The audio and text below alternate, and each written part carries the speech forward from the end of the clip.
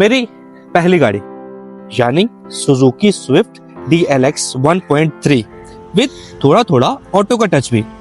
अब सवाल ये कि मैंने छोटे डब्बे में बड़े इंजन वाली गाड़ी को क्यों लिया?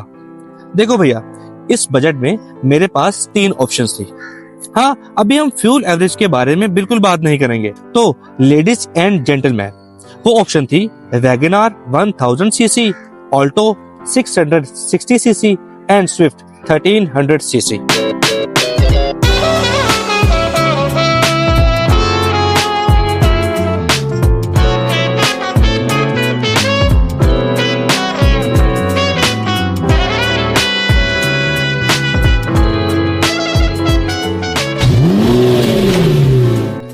ये वो ख्वाब है जो मेरी उम्र का हर मिडिल क्लास फैमिली से ताल्लुक रखने वाला जरूर देखता है। मगर हमारी भी एक गाड़ी हो, ये ख्वाब मेरा नहीं था, ये एक ख्वाहिश थी।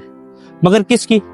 इस बात का अंदाजा आपको आगे चल के हो जाएगा। मैंने इन 3 ऑप्शन में से सुजुकी स्विफ्ट को चुना क्योंकि भाई लाइफ में मुझे बहुत तेज भागना था। मैं ये जानता हूं कि तेज भागूंगा तो गिरूंगा नहीं बल्कि गिराया जाऊंगा, और ये भी जानता हूं कि गिराने वालों में कोई गैर नहीं, अपने ही होंगे। मैं फिर भी भागा और गिरा, क्योंकि गिरूंगा तभी तो कुछ सीखूंगा। गिरने और सीखने पे कुछ अर्ज किया है, बार बार हार मेरी अब होगी नसीब ना।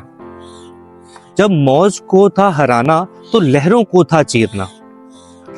मैंने खुद मिटा के खुद लिखी है हाथों की लकीर ना। जब मैं नीचे गिरा तो कोई मेरे था करीब ना। तहरीर की निगाहें और लफ्ज मेरे कोरे थे। जब मैंने उठ के शुरू किया था चलना, जब भी ये लोग मेरे साथ दौड़े थे। लेकिन मुझे तेज भागना ही क्यों है, ये समझने के लिए मुझे कुछ साल पीछे जाना पड़ेगा, यानी 2012 में। एक लड़का था अब्दुल रहमान, जिसके बाबा उसे एक दिन समझा रहे थे कि बेटा, हम कोई लैंड लॉर्ड नहीं है, यानी हमारी कोई जमीन जायदाद नहीं है जो हमें विरासत में मिली हो। हमें जिंदगी गुजारने के लिए खुद मेहनत करना पड़ेगी। जैसे उनके बाबा ने यानी मेरे दादा जान ने मेहनत की और अपनी जरूरत के लिए एक साइकिल खरीदी। फिर उन्होंने यानी मेरे बाबा ने अपनी जरूरत के तहत एक बाइक खरीदी जिनकी उन्हें उस वक्त जरूरत थी। तो अब मुझे कार यानी गाड़ी खरीदनी थी, और ये किसी जरूरत के तहत नहीं थी बल्कि एक जिद थी। क्योंकि अगर मैंने सिर्फ जरूरत के लिए एक गाड़ी खरीदनी होती तो शायद मैं मेहरान ले लेता, लेकिन भाई का स्वैग जरा डिफरेंट लेवल का है। क्योंकि जरूरत थोड़ी देर के लिए होती है और स्वैग परमानेंट। आज के दौर में अमीर को पता है कि वो अमीर है और गरीब को पता है वो गरीब है, लेकिन एक गरीब खानदान में पैदा होके खुद को अमीर समझने वाला और कोई नहीं बल्कि मैं था। इसलिए मैंने अपनी अमीरी और गरीबी को मिक्सअप कर एक पुरानी सी स्विफ्ट ले ली। जब 2012 में ये ख्वाहिश जन्म ले रही थी, उस वक्त मेरी वाली स्विफ्ट का जन्म ही नहीं हुआ था, क्योंकि इसका बर्थ ऑफ ईयर 2015 है।